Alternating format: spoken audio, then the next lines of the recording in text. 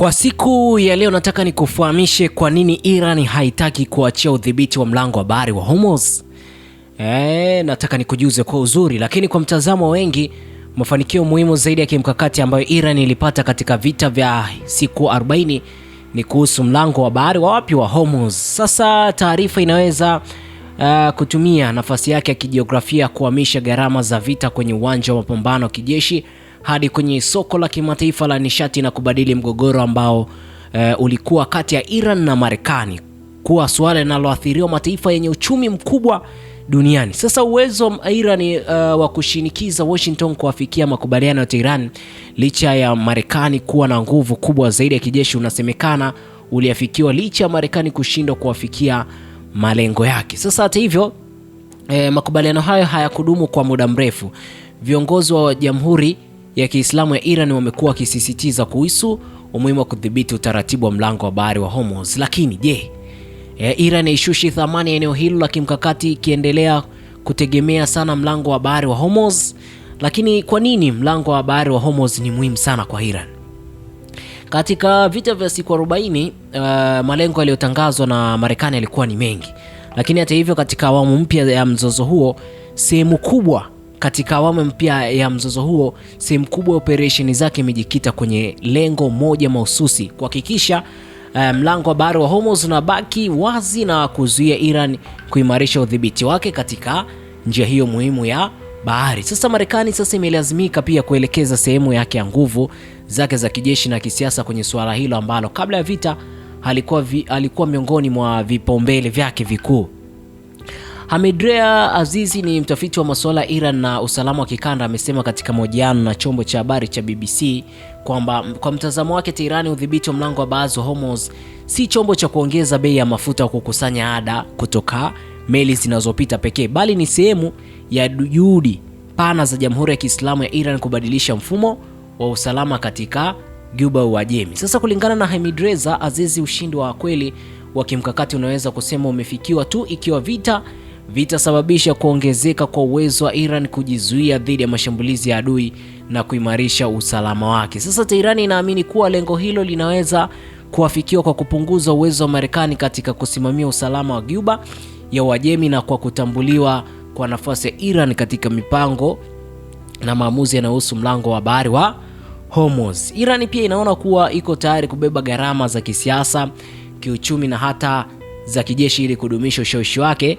katika mlango wa bahari wa Hormuz, kwa kuwa inaamini kuwa udhibiti wa eneo hilo ni sehemu muhimu ya kimkakati wake wa huduma za muda mrefu wa kuimarisha usalama wake na nafasi yake katika eneo la Ghuba ya Uajemi. Sasa kwa nini Iran iko tayari kulipa gharama ya Hormuz? Ni swali hili la kujiuliza sana kuhusiana na hili. Maswali yanayoulizwa sana. Sasa mgogoro kati ya Iran na Marekani sasa tukumbuke unaonekana kuzidi suala la kupita kwa meli chache au kutozwa kwa ada za usafirishaji. Sasa Iran inataka kudumisha na kuimarisha nafasi iliyoipata wakati wa vita, huko Washington ikitaka kuzuia udhibiti wa Iran juu ya mojawapo ya njia muhimu zaidi za usafirishaji wa nishati duniani. Hali hii pia inatafsiriwa kama juhudi za kila upande kujiweka katika nafasi nzuri zaidi kwa mazungumzo ya baadaye. Wakati huo baadhi wanaunga mkono sera ya kusimamia kile kinachoitwa utaratibu wa Iran katika mlango wa bahari wa Hormuz. Wanaamini kuwa njia hiyo ya maji inaipa Iran uwezo wa kuhamisha gharama za shinikizo la kijeshi la Marekani kwa uchumi wa dunia, kwa kuongeza hali ya kutokuwa na uhakika katika soko la nishati, na Iran inaweza kuzihusisha nchi za Ghuba ya Uajemi na mataifa yanayotegemea mafuta katika athari za vita. Sasa wanaunga mkono sera hii nchini Iran wanasema kuwa Tehran ikiacha madai yake kuhusu mlango wa bahari wa Hormuz haitakuwa imeacha tu chombo cha kawaida cha kutoa shinikizo, bali itakuwa imepoteza mafanikio yake makubwa zaidi ya kimkakati yaliyopatikana wakati wa vita. Na hatari zaidi ya kupungua kwa nguvu ya nyenzo muhimu zaidi ya Iran ni kwamba wachambuzi wengi wanaamini kuwa kwa sasa Iran miliki moja ya nyenzo zake muhimu zaidi za kimkakati. Hata hivyo tukumbuke pia kwamba wanaonya kufungwa kwa muda mrefu kwa mlango wa bahari wa Hormuz si suluhisho la kudumu. Ingawa Tehran inaweza kusababisha uchumi wa dunia kupanda kwa gharama kubwa, kuendelea kwa hali hiyo pia kunaweza kuileta Iran yenyewe hatari kubwa. Sasa ikiwa mgogoro huo utaendelea kwa muda mrefu kiasi kwamba nchi zitaanza kuzoea kutokuwepo kwa njia hiyo, badala yake kusubiri funguliwe tena, basi eneo hilo linaweza kupoteza nguvu yake ya kimkakati. Na tukisema kwamba ataweza kugeuza na kutafuta sehemu nyingine. Katika hatua za mwanzo za mgogoro, nchi hujaribu kukabiliana na hali hiyo kwa kutumia akiba ya mafuta, kubadili njia za meli na kupunguza mshtuko wa soko la dunia kupitia hatua za muda. Lakini mgogoro kidumu, hatua hizo za dharura hubadilishwa na uwekezaji wa muda mrefu na ulenga kupunguza utegemezi wa mlango wa bahari wa Hormuz. Mbali na mabomba ya kusafirisha mafuta kama yaliyojengwa na Saudi Arabia, miundombinu ya nchi kavu, bandari mbadala na uwezo wa kuhifadhi mafuta yanaweza pia kuharakishwa kujengwa ili kupunguza utegemezi wa mlango wa bahari wa Hormuz. Baadhi ya wataalamu wanaamini kuwa kupungua kwa utegemezi wa dunia kwa njia hiyo kunaweza pia kupunguza sehemu ya nguvu ya kimkakati ya Tehran. Aidha, kutumia matumizi pia ya mara kwa mara ya mlango wa bahari wa Hormuz kama chombo cha shinikizo yanaweza kuongeza motisha kwa wapinzani wa Iran kushirikiana zaidi katika masuala ya usalama. Sasa nchi za Ghuba na Uajemi ambazo kabla ya vita zilikuwa na mitazamo tofauti kuhusu kutegemea Marekani katika suala la eneo hilo, shinikizo la sasa zinawaza sana kuongezeka ushirikiano katika kulinda usalama wa baharini, lakini pia kuondoa mabomu ya majini, kulinda miundombinu muhimu na kuanzisha mifumo ya pamoja ya tahadhari na ulinzi. Sasa mgogoro Hormuz si tena suala linalohusu Tehran na Washington pekee. Kuendelea kwa hali hii kunaweza kuyasukuma pia mataifa mengine kuwekeza zaidi katika kupunguza utegemezi wao wa njia hiyo muhimu ya bahari. Sasa je, hali hiyo inaweza kujirudia? Moja ya mifano ya wazi zaidi ya kihistoria katika suala hili ni Urusi. Kwa miaka mingi utegemezi wa Ulaya kwa gesi ya Urusi ulikuwa mojawapo ya nyenzo muhimu zaidi za Moscow za kushinikiza mataifa mengine. Hata hivyo, lakini Kremlin ilipoanza kutumia nyenzo hiyo kwa kiwango kikubwa, nchi za Ulaya zililazimika kubeba gharama kubwa ili kuanzisha vyanzo na njia mbadala za kupata nishati. Na Urusi iliweza pia kuchochea shinikizo kubwa kwa muda mfupi, lakini wakati huo ikapoteza sehemu ya nguvu yake ya kimkakati kwa muda mrefu kutokana na kupungua kwa utegemezi wa Ulaya kwa gesi yake.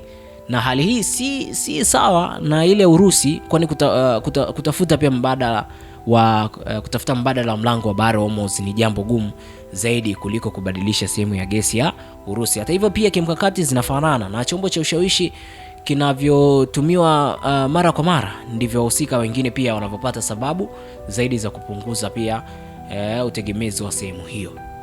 Sasa nyenzo hii ya ushawishi inaweza kuigeuza Iran yenyewe.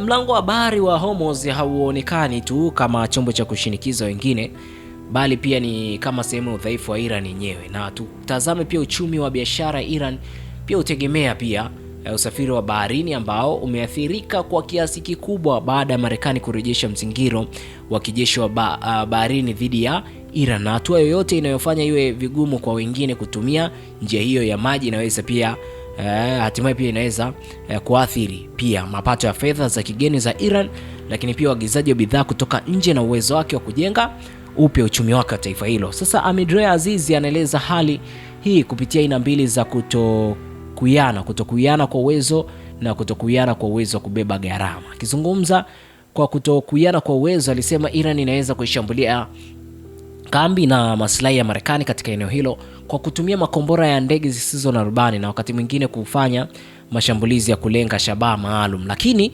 mashambulizi ya Marekani ndani ya Iran yataendelea kudhoofisha uwezo wa ulinzi wa nchi hiyo pamoja na miundombinu yake ya makombora na jeshi. Lakini kwa mujibu wake, katika hali hii eneo la bara la Marekani yalilengwa moja kwa moja na Iran haina uwezo pia kuzuia kikamilifu mashambulizi dhidi ya ardhi yake. Hivyo hata kama pande zote mbili zinaweza kusababisha gharama, aina za athari za gharama hizo pia si sawa. Lakini aina pili kutokuiana, kwa mujibu wa mtaalamu huyo wa sera za kikanda za Jamhuri ya Kiislamu ya Iran, ni kiwango cha uwezo wa kila upande kuvumiliana gharama za vita.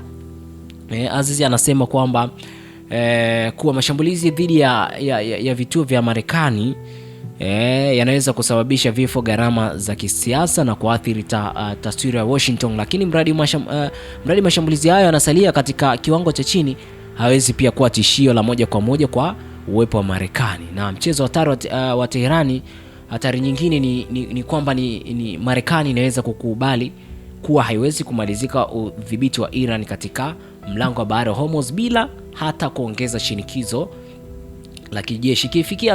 Ikifikia hapo, hatua ambazo hazikuchukuliwa awali zinaweza pia kurejelewa tena, kama operation na vikosi ardhini au mashambulizi ya visio vinavyodhibitiwa na Iran katika Ghuba ya Uajemi. Lakini wakosoaji wanasema iwapo hatua hizo hazitachukuliwa, zinaweza kuvuruga shughuli katika mlango wa bahari Hormuz na kuifanya hali hiyo kuwa ya kudumu na kuwalazimu wanaotegemea eneo hilo la bahari kutafuta njia mbadala ya usafiri wa baharini na kupunguza utegemezi wa mlango huo wa bahari. Azizi anaonya pia kuwa Irani inaweza kuhimili na kushinda vitisho vikubwa katika vita viwili vilivyopita. Hali hiyo inaamini kuwa kuendelea na mkakati huu kunaweza kubadili mkakati wa Marekani. Swali kuu ni kuwa kwa kiwango gani Irani inaweza kutumia mlango huo wa bahari kama kishawishi bila kuisukuma dunia kupunguza utegemezi wake kwa mlango wa bahari wa Hormuz na kuifanya Iran kubeba gharama kubwa ya vita hivyo. Lakini thamani kubwa zaidi ya mlango wa bahari wa Hormuz kwa Iran ilikuwa pale ambapo mataifa mengine yaliogopa uwezekano wa kufungwa kwake kuliko wakati ambapo dunia inaanza kuzoea kutokuwepo kwa njia muhimu ya usafirishaji. Yani kwamba kwa sasa hivi dunia imeshaanza kuwa na wasiwasi kwamba hiyo sio njia muhimu zaidi, na hatimaye labda wenda zikaweza kuanza kutafuta njia nyingine. Sasa tuachana taarifa hiyo, tuelekee kwingineko. Marekani ipo tayari kusaidia kumaliza vita kule Ukraine, ambapo waziri wa mambo ya nje wa Marekani Marco Rubio amesema leo kuwa utawala wa rais wa Donald Trump uko tayari kusaidia kumalizika kile wanachokiita vita visivyo vya maana nchini Ukraine. Na Rubio ambaye alifanya mazungumzo na mwenzake wa Urusi Sergei Lavrov katika mji mkuu wa Ufilipino Manila, amekiri kwamba mazungumzo yaliyosimamiwa na Marekani hadi sasa hayajapata ufanisi uliotarajiwa. Amesema mazungumzo hayo hayajakuwa na tija, lakini akasisitiza kuwa Rais Donald Trump ameendelea kujitolea kusaka masuluhisho ikiwa mazingira na hali zimebadilika kufanya hilo lisiwezekane. Rubio pia amewaambia waandishi wa habari kwamba wamejaribu na wataendelea kujaribu kuona kama wanaweza kupata mwafaka utakaowezesha hilo. Shukrani kwa baba kivita na historia ya dunia. Jina langu ni Tobias Kisimo, unaweza nifuatilia kwenye mitandao ya kijamii kama DJ Tobi TZ. Asante.